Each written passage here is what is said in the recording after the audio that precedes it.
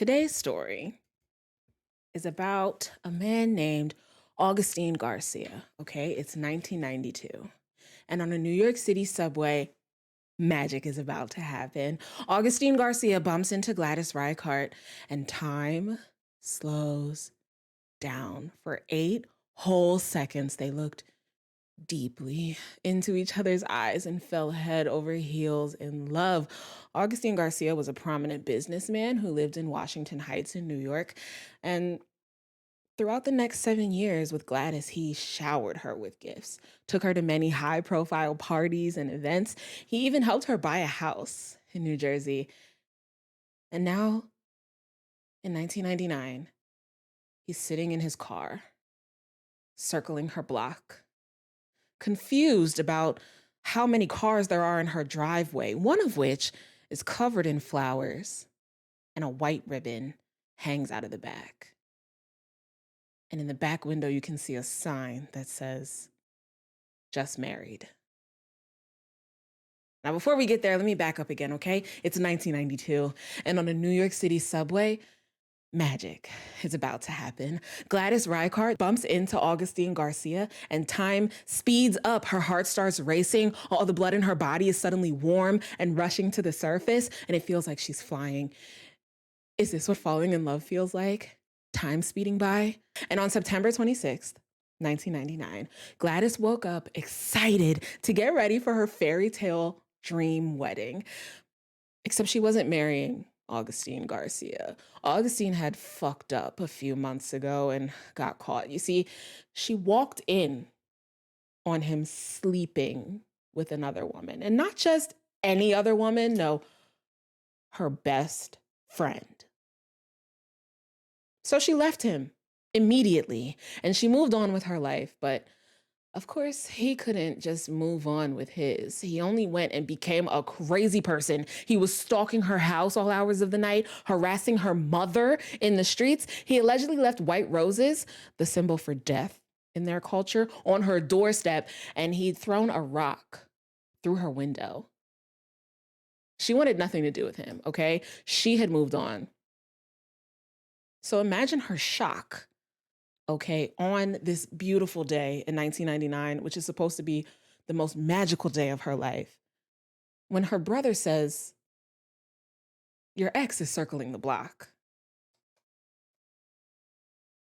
So on September 26, 1999, Augustine Garcia parks his car outside of Gladys Reichardt's home. Okay, he's dressed in a nice suit, as businessmen usually are. He gets out of the car, he grabs his suitcase, and he walks to the door. And as he walks inside, he tells people he was invited, okay? He's here to offer his blessing for the new union. And Gladys's family and friends are like, they're a bit confused because they've heard the stories, right? They know who this man is, but also he's wearing a suit. So how violent could he be? It's not like he's some street thug.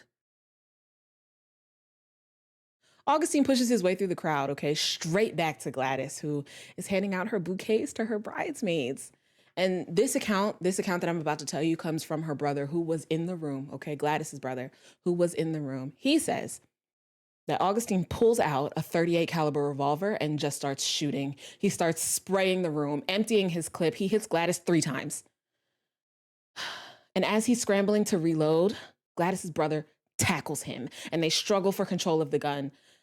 But the brother notices that Augustine is not trying to keep shooting into the room, okay? He's not interested in killing anyone else. He wants to kill himself. And the whole time, Augustine can be heard screaming, "How could she do this to me? She told me she loved me. We were just together last night." So now you're thinking, so what is the truth?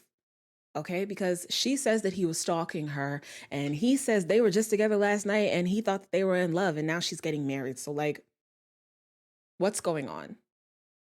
But what for sure was going on was that he shot Gladys 3 times that day. And so he was arrested and indicted on murder. And this should be an open and shut case because so many people were there and saw him holding the gun that shot her 3 times and ultimately ended her life. But when the trial started, and Augustine got up on the stand to testify, which is a terrible idea, by the way. Like, if you're on trial for murder, the one thing you want to do is keep your mouth shut. I don't know why his lawyers thought that it was a good idea for him to get up on the stand, but he got up on the stand, and the story he tells, it's very different. Remember when I said that the story that I just told you was was Gladys's brother's account of what happened? Well, here's what Augustine says what happened. Augustine says that Gladys was living a double life. Okay, she was living her cute little angel soft life with this other man while simultaneously telling Augustine that she was in love with him and that she was always his and that they were going to be together forever. And so Augustine snapped. Okay, he snapped. And we have sympathy for women who snap. I mean, there's an entire show on Investigation Discovery about it, right? I think it's called Snapped, actually. So why don't we have sympathy for men who do it too? He saw the love of his life. Okay, the woman he thought he was going to spend the rest of his life with, he saw her in a wedding dress about to marry another man, and he just lost it. They were just together a couple of hours ago. So he marched inside, ready to confront her, and instead he's immediately attacked by her brother. This is what he says happened. He gets in the house, and immediately her brother just starts attacking him for no reason.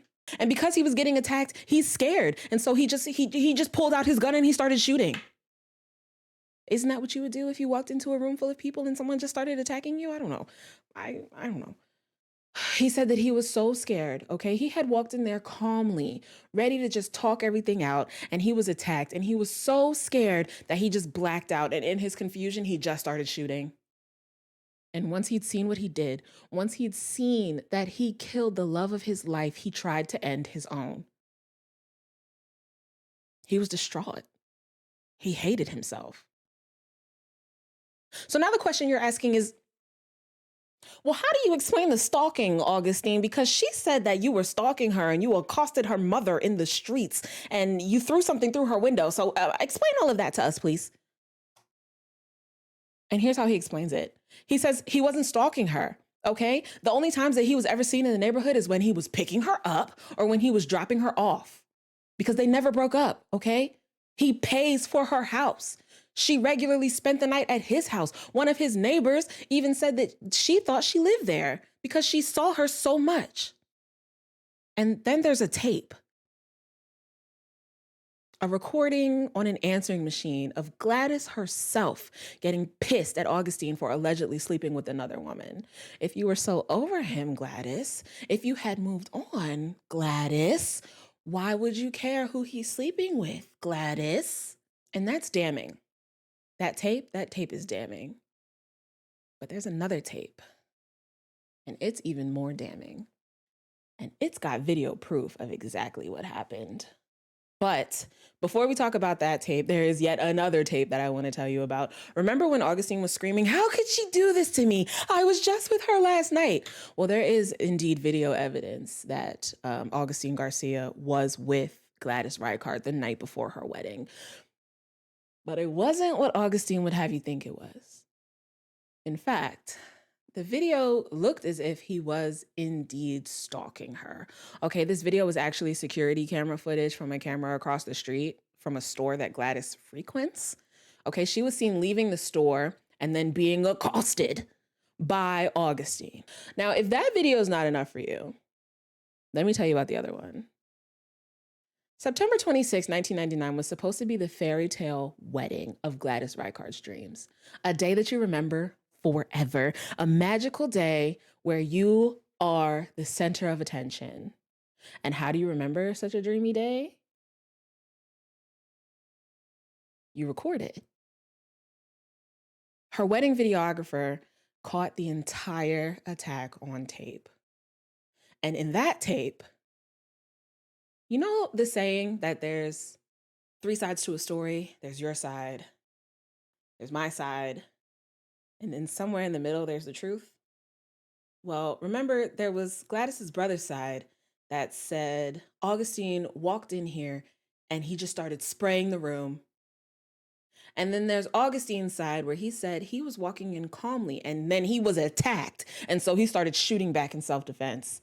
Well, the wedding tape says that Augustine did walk in But he walked in brandishing the gun. He walked in guns blazing, and he shot directly at Gladys. He didn't spray the room like the brother said. He wasn't attacked like he said. He came in on a mission. He came in with a plan, and he executed that plan. And then he got on the stand and he lied. Augustine Garcia was sentenced to life in prison for the death of Gladys Reichardt. And he has appealed that sentence 3 times, but all 3 appeals have been denied.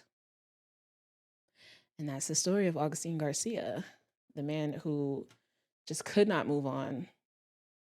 And so he made sure she couldn't either.